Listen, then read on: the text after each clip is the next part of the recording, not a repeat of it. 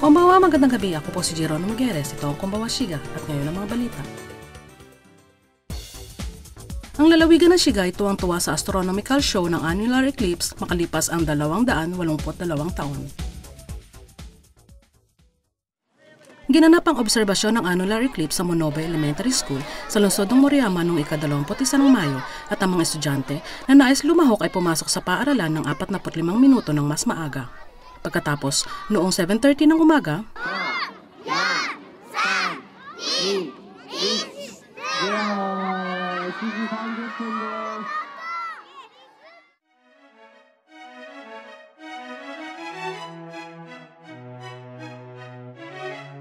sinasabing ang susunod na annular eclipse na makikita sa lalawigan ay makalipas ang 29 na taon at ito ay sa taong 2041.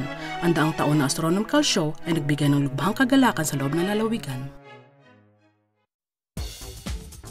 Noong ika-21, mga opisyal ng Kansai Electric Company ay bumisita kay Gobernador Akada upang humingi ng kooperasyon para sa pagtitipid ng kuryente sa panahon ng tag-init. Ngayong tag-init, ang pamahalaan at ang Kansai Electric Company ay nagpahayag at humiling ng mahigit 15% pagtitipid sa kuryente kumpara noong 2010.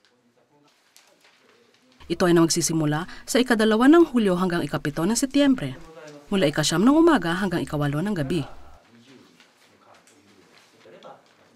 Ayon sa Kansai Electric Company, upang makahikayat ng pagtitipid, ang halaga ng kuryente ay mas mahal mula ika-1 ng tanghali hanggang ika-4 ng hapon, sapagkat ito ang pinakamataas na daloy ng paggamit ng kuryente.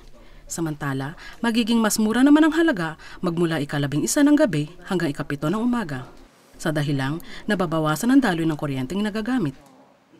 Sa karagdagan, ang pamilya na nakapagtipid sa kuryente noong nakaraang taon ay gagawaran ng gift certificate.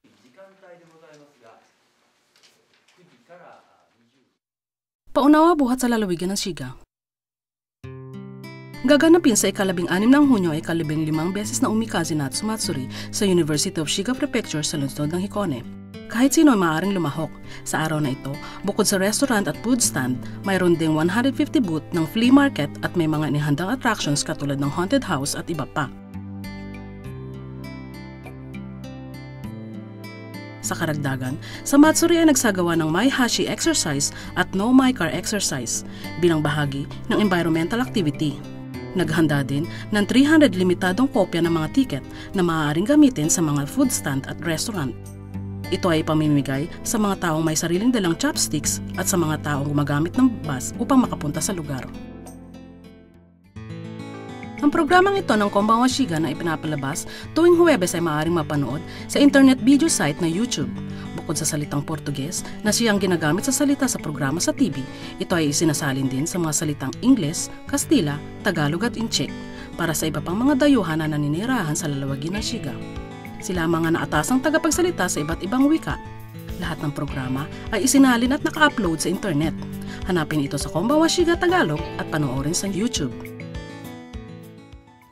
Sa susunod na linggo ay aming ipakikilala ang mag-asawang Brazilian na nagtatrabaho bilang manggagawa ng panlabas na pader. Hanggang sa susunod na linggo, sayonara, paalam!